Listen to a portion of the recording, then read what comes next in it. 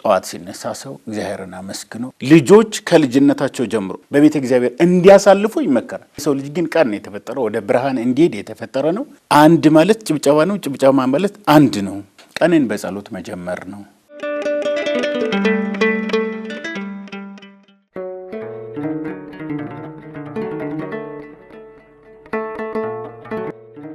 በቅድስት ቤተ ክርስቲያናችን አስተምሮ ሰው ከፍጥረታት ሁሉ እጅግ ድንቅና ክቡር ፍጥረት ነው። ሰው በእግዚአብሔር እጆች የተሰራ የሕይወት እስትንፋስ የተለገሰው የምድር ንጉሥና የሰማይ ወራሽም ነው። የዛሬዋ ዘመናዊ ዓለም ሰውን በቁጥርና በጥቅም ስትመዝነው ውላ ብታድርም ኦርቶዶክሳዊ ማንነታችን ግን በሥላሴ አምሳል መፈጠራችንን እያስታወሰ ክቡርና ውድ ፍጥረት መሆናችንን ሰርክ ያስገነዝበናል። የመጨረሻ ፍጥረት ነው። በፍጥረት ዓለም ቀና ብሎ እንዲሄድ የተፈጠረ ፍጥረት ነው። በነግህ የተፈጠረ ፍጥረት ነው። አብዛኛው ፍጥረት ማታ ነው፣ ሰርክ ላይ የተፈጠረ ነው። ወደ ጨለማ ነው የሄደው። ማታም ሆነ ጠዋትም ሆነ ነው የሚለው መጽሐፍ። የሰው ልጅ ግን ቀን የተፈጠረው ወደ ብርሃን እንዲሄድ የተፈጠረ ነው። ቀና ብሎ የተፈጠረም ፍጥረት ነው። አብዛኛው እንስሳት ጎንበስ ብለው ነው የሚሄዱት። ቀና ብሎ እንዲሄድ የተፈጠረም ፍጥረት ነው። በእግዚአብሔር አርአያና ምሳሌ የተፈጠረ ፍጥረት ነው።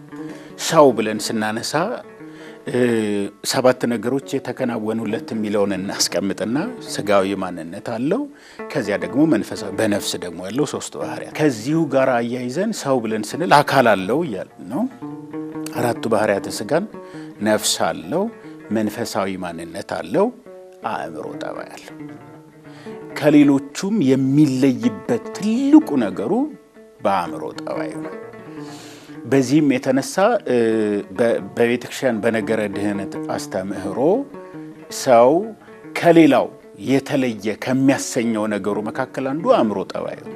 ክፉን ከበጎ መለየት የሚችልበት አእምሮ ተሰጥቶታል። ኋላም ነፍሱ ከስጋው ተለይታ ስትሄድ የሚጠየቅበት ምክንያት የተሰጠውን ክፉን ከበጎ መለየት እንዲችልበት የተሰጠውን አእምሮ በአግባቡ የተጠቀመው ማለት ለእግዚአብሔር የሰጠው ለመንፈሳዊነት አሳልፎ የሰጠው መንፈሳዊነቱን ሰርቶበት ይሄዳል። ይሄንን ደግሞ ለሌላው ዓለም የሰጠው ደግሞ ይሄዳል። ስለዚህ አሁን አካል ያለው ማንነት ነው ብለናል። ነፍስ ያለው ማንነት ነው ሰው። እንደገና መንፈሳዊ ማንነት አለው፣ አእምሮ አለው።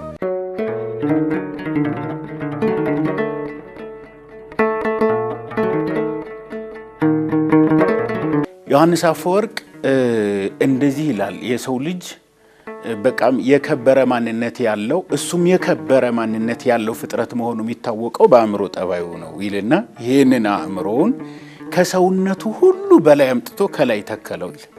ከዚህ በታች ያለው ተጎታች ነው ይላል። እዚህ ጋር አምጥቶ አስቀመጠው፣ በትልቅ አጥንትም ደግሞ ዘጋው ይላል።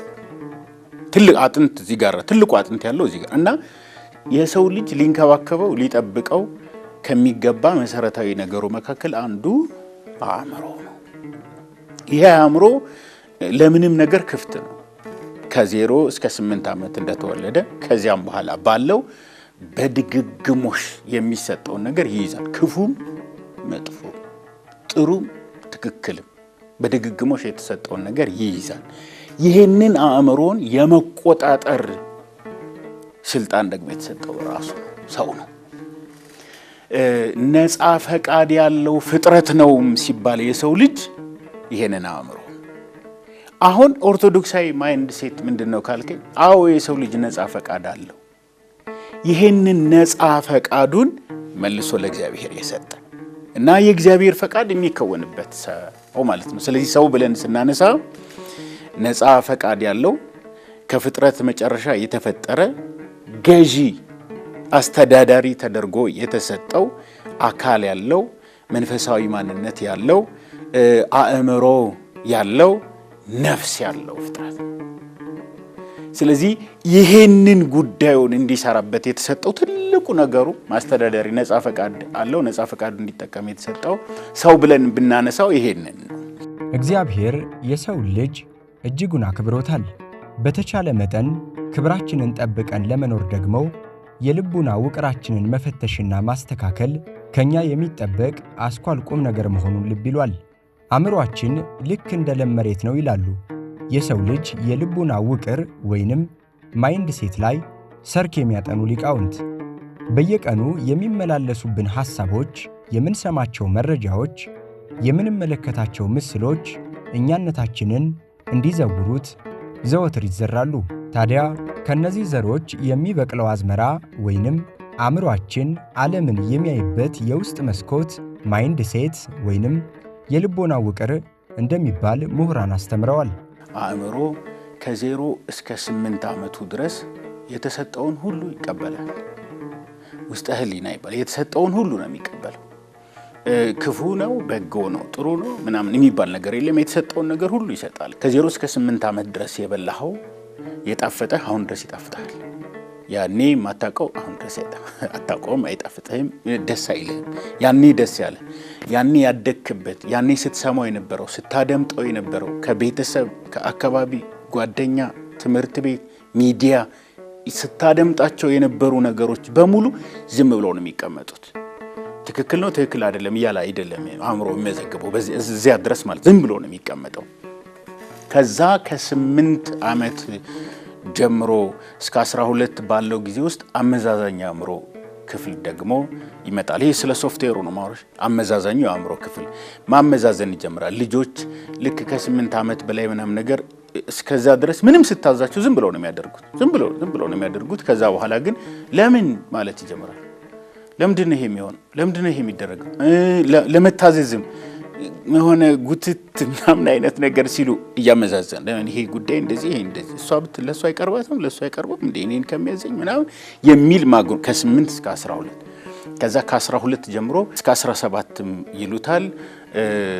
ፎርም ተደርጎ ያልቃል የህሊና ውቅር። እዚህ ከ12 ጀምሮ እስከ 17 ያለው ንቁ የአእምሮ ክፍል የሚባለው ፈቃድ ያለው ፍጥረት መሆኑን እስከ ዛሬ ድረስ በሚያውቀው የሚኖር ኖሌጅ ብለን የምናነሳውን ሎጂካል የሆኑ የአእምሮ ክፍል እዛ ጋር ይሰራል። አሁን ይህንን የአእምሮ ክፍል እነማን በምን አይነት መልኩ ውቅር ይሰጡታል ብለህ ካልከኝ፣ አንደኛ ቤተሰብ ነው። ቤተሰብ ቤት ውስጥ ለልጆቹ የሚያወራውን የሚያሳየው ማለት ብዙ ጊዜ እንደው ተመልክተህ ከሆነ የቄስ ልጅ ቄስ ይሆናል አብዛኛውን ጊዜ።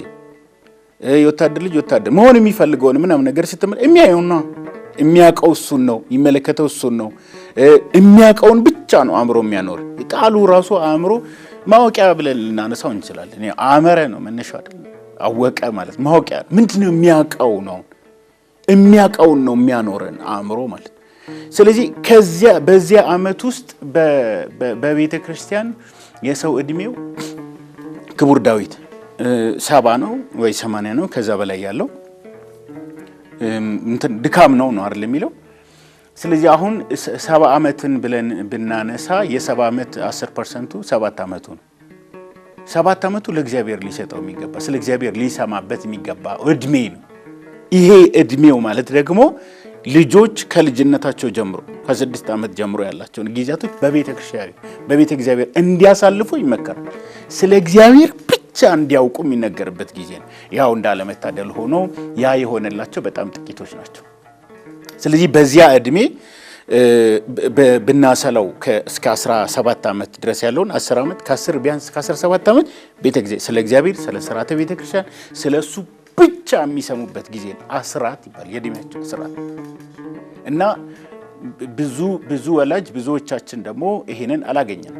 በዚያ ሰዓት በዚያ ጊዜ ብዙ ነገር ነው የተሰጠን። ያወጣ አስኳላ ትምህርት አለ፣ እዛ እንገባለን ምናምን። ስለዚህ አንደኛ ቤተሰብ፣ ሁለተኛ ትምህርት ቤት፣ አካባቢ፣ ሚዲያ፣ እነዚህ ነገሮች በሙሉ ይቆጣጠሩታል ማለት ነው። ጓደኛ። ስለዚህ ምን ስሰማ ነበረ፣ ምን ሳደምጥ ነበረ፣ ምን ስመለከት ነበረ ምናምን። በልጅነቱ ያደርገው የነበረው ነገር አሁን ቀሎት ነው የሚያደርገው። በልጅነቱ የማያደርገው ነገር አሁን ለማድረግ ይቸግረዋል።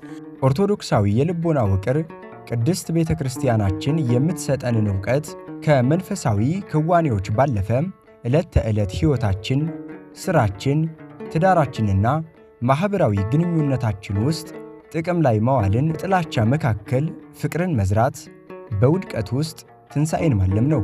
ከዚህ ባሻገር ሰው መሆንን ከእግዚአብሔር አርአያና አምሳል ጋር አቆራኝቶ የሚመለከት የአእምሮ ብስለትን ከነፍስ ቅድስና ጋር የሚያገናኝ ድልድይ ሲሉም ብያኔ የሚሰጡታሉ።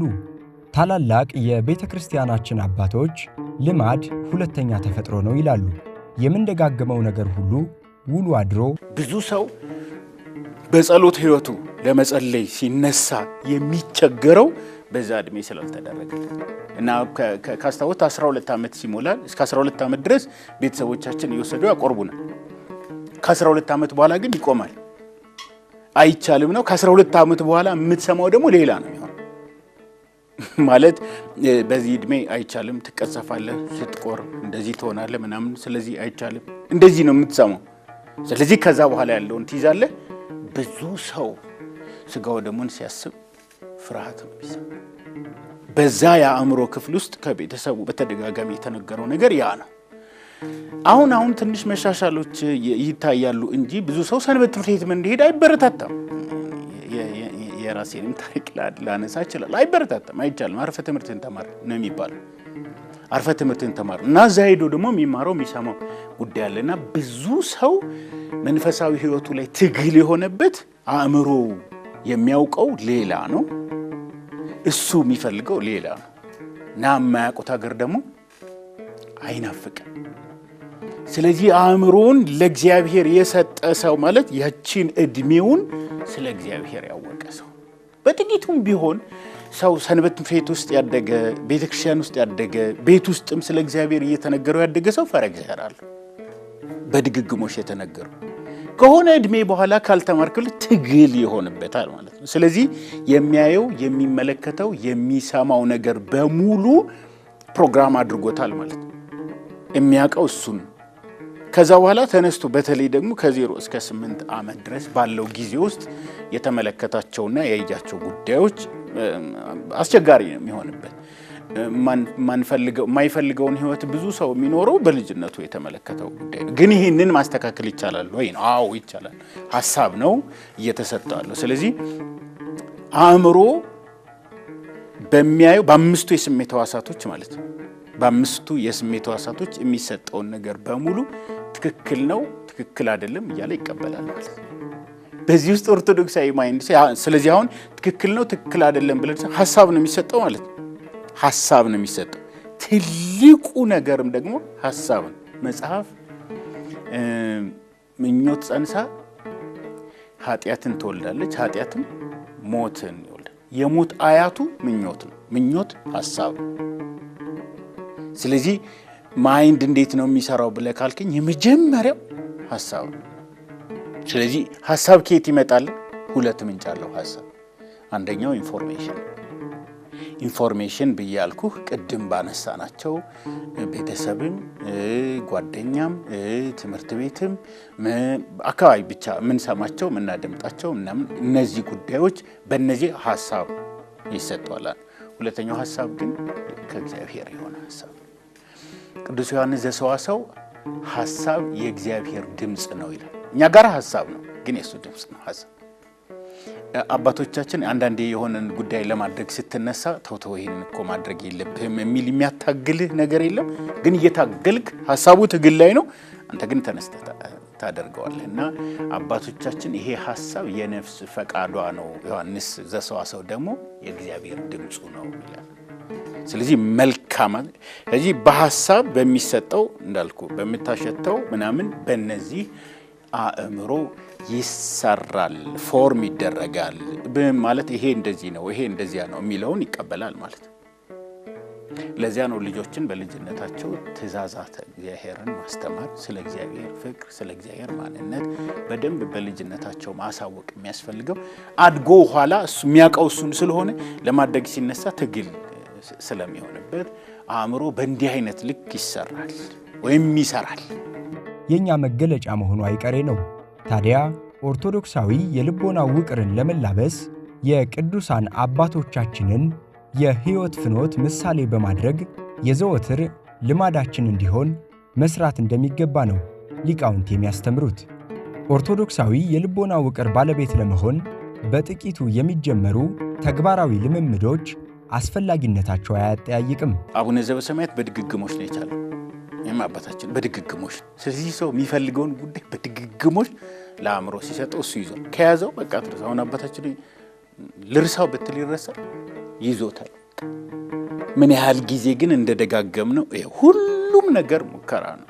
ልጅ በአንድ ጊዜ እንደተወለደ በእግሩ አይሄድም። መውደቅ አለው፣ መነሳት አለው፣ በድግግሞሽ ከዛ እሱን ይይዛል። አለቀ። ይሄ ማለት እንዲህ ነው፣ ይሄ ማለት እንዲህ ነው እያለ ይይዛል።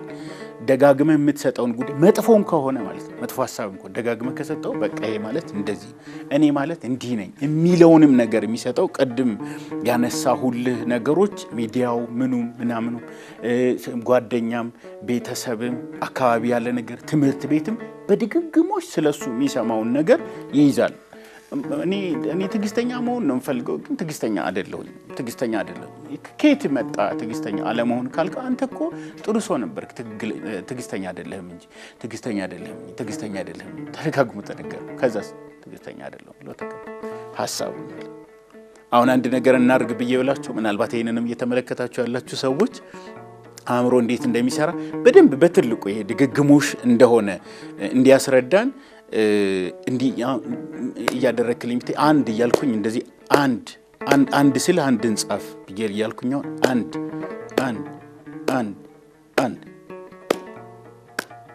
እያልኩ ቤት አንዳንድ እየጻፈ ነው ሄደው። አንድ ማለት ጭብጨባ ነው፣ ጭብጨባ ማለት አንድ ነው ይልና አንዱን መጻፉን ይቀጥላል። ስለዚህ በህይወት በድግግሞሽ የሚያየውን ጉዳይ ይሄ ማለት እንዲህ ነው ብሎ ይልና ይመዘግበዋል ማለት ነው። ስለዚህ አእምሮ በድግግሞሽ ምን ሰምቻለሁ፣ በድግግሞሽ ምን አይቻለሁ፣ በድግግሞሽ ምን አስቻለሁ፣ በድግግሞሽ የት ነው የሚሄደው? እነዚህ ጉዳዮች ለዛ ነው ክቡር ዳዊት ከጠማማ ጋር ከዋልክ ጠማማ ትሆናለህ፣ ከቀና ሰው ጋር ከዋልክ ቀና ትሆናለህ። ለምን? ድግግሞሽ። ለምን? አእምሮ ያንን በቃ እንዲህ ማለት እንዲህ ነው፣ እንዲህ ማለት እንዲህ ነው፣ አንተ ማለት እንዲህ ነው እያለ ስለሚይዝ አእምሮ የሚሰራው ከብዙ በጥቂቱ እንደዚህ ይመስላል። ጠይቅም ለምን ቢባል የልቦና ውቅር ለውጥ የሚመጣው በማሰብ ብቻ አይደለም፣ ይልቁንም በምናደርጋቸው ተግባራት ጭምር በመሆኑ እንጂ። የመጀመሪያ እንግዲህ ቀንን በጸሎት መጀመር ነው። ቀንን በጸሎት መጀመር የመጀመሪያ ተግባሩ ነው። ጠዋት ሲነሳ ሰው እግዚአብሔርን አመስግኖ ፍጹም የሆነ ከእግዚአብሔር ጋር ሰላም፣ ይሄ ችኩል ያለ አይደለም፣ ፍጹም ተመስጦ ያለው ከእግዚአብሔር ጋር ግንኙነት በምስጋና ቀንን መጀመር የመጀመሪያው። ከዛ ሁለተኛው ሐሳብን መቆጣጠር፣ በየቀኑ በየሰዓቱ በየ3 ሰዓቱ ሊሆን ይችላል። እንግዲህ በቀን 7 ሰው መጸለይ ያለበት አላርም መሙላት ነው። ቀላል በየ3 ሰዓቱ ስልኩ እንዲጮህ አድርጎ በዚህ 3 ሰዓት ውስጥ ምድረው ሳስብ የነበረው ሐሳቡን በደንብ ማየትና ወደሚፈልገው ሐሳብ እንዲመጣ ማድረግ አንደኛው ነው። ያው በየ3 ሰዓቱም ደግሞ ተዘክሮ ተፈጣሪ ይሆናል። ያሰብኩት ሐሳብ ግን በእግዚአብሔር ሲታይ፣ በእግዚአብሔር ሚዛን ሲመዘን እያለ ሐሳቡን በሐሳብ ይሄ ከባድ ሊሆን ይችላል ምናምን ሰምተን ነው። ከባድ አይደለም በነገራችን። ያው ማለት እየዞረብን ያለውን ምንድነው ወፍ በአናታችን ላይ ልትበር ትችላል፣ መከልከል አይቻልም። ቁጭ ብላ ግን ኩስ እንደተጠል አናረግ። ስለዚህ ኃጢአት ሊያሰራን የሚችለው እየዞረ ያለ እየሰማነው ያየነው እየተመለከተነው ያለነው ጉዳይ ነው፣ እየተሰጠን ያለው ሐሳብ ማለት። ስለዚህ ምን አይነት ሐሳብ ነው እየተሰጠኝ ያለው? በሶሻል ሚዲያው ቲክቶኩ ላይ ፌስቡክ ላይ ምን እየተሰጠኝ ያለው ሐሳብ፣ እየሰማሁት ያለሁት ሐሳብ እኔ ወደምፈልገው ህይወት የሚወስደኝ ነው አይደለም? ሐሳብን መቆጣጠር በየ3 ሰዓቱ ከተቻለ በየ1 ሰዓቱ። ሁለተኛው ትጉ ሰራተኛ፣ ታማኝ መሆን፣ እግዚአብሔርን እያስቀደሙ እየተነሱ መስራት፣ እግዚአብሔር የሚቀድምበትን ነገር ብቻ እያደረጉ መሄድ። ለሁሉም ማለት ለእግዚአብሔር ነው የምሰራው እያሉ መስራት። ለትውልድ ነው እየሰራን ያለን። እግዚአብሔር በማህበር ውስጥ አለ። ስለዚህ እሱን እያሰቡ መዋል ያስፈልጋል። አገልጋይ የሆነ ማንነት በየቀኑ ለሰው ጥቂት ነገር እያገለገሉ መኖር። ቃልም ሊሆን ይችላል፣ ምርቃትም ሊሆን ይችላል፣ ከኪስ ካለ መስጠትም ሊሆን ይችላል፣ በጉልበትም ሊሆን ይችላል። ቀን እያገለገሉ መዋል፣ እየሰጡ መዋል ያስፈልጋል። ራስን መቆጣጠር ሌላኛው ነው። አንደበትን መቆጣጠር፣ ንግግርን ማለት ነው።